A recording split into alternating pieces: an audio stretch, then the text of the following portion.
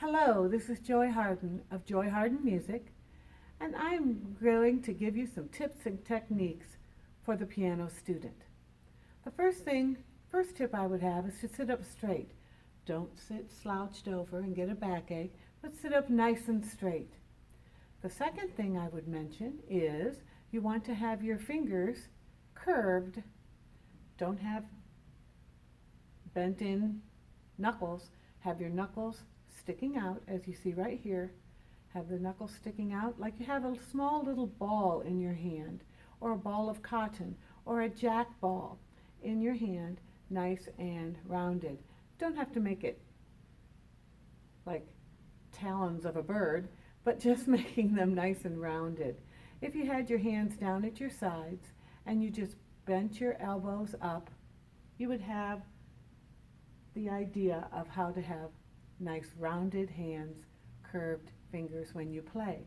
So as you play with the tips of your fingers.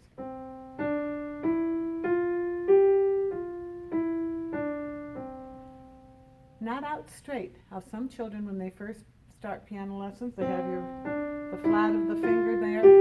No. Nice and rounded with the tip of your finger and your knuckles sticking out. So that is a big help, and it will help you have good form as you play.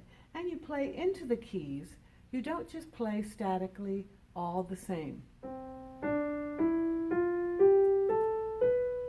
Kind of playing the surface of the keys, but you want to be like you're kneading dough, like you're making bread, or you're massaging somebody's back. You want your fingers to move into the key and play to the bottom of the key. So you'd have it like this if I played a C scale.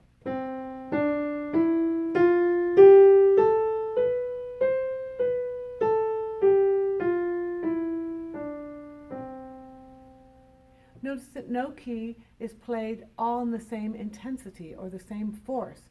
You have louds and softs, as your normal speaking voice will do.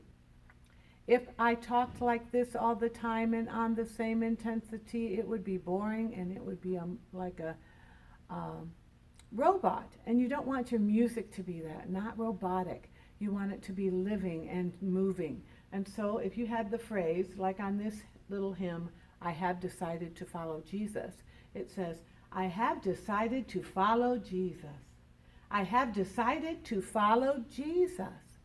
So you've got intensity. You start out softer and you it's called by playing by phrases, and you kind of get louder in the middle and then you die off at the end, just as our speaking voice does. So you're going to play that way, and that's how you should do. So you don't want any robotic playing. You want to play it in phrases. You want to do it as if you were singing the words. I have decided to follow Jesus.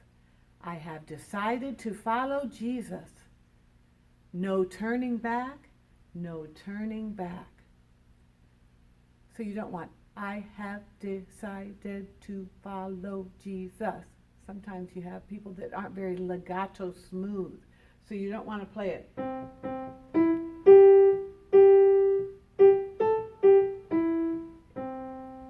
You want legato smooth.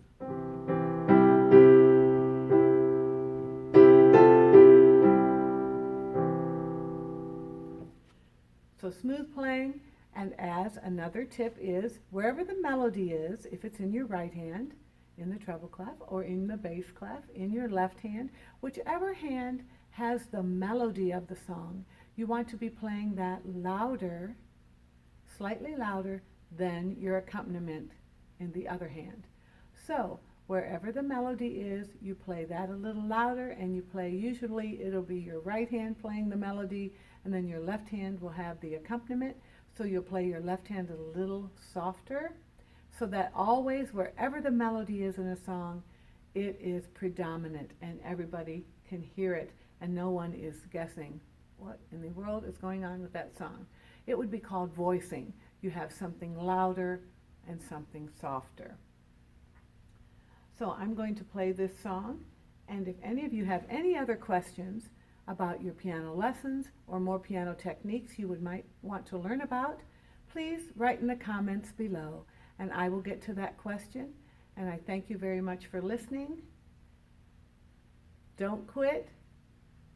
God bless you, and keep on playing.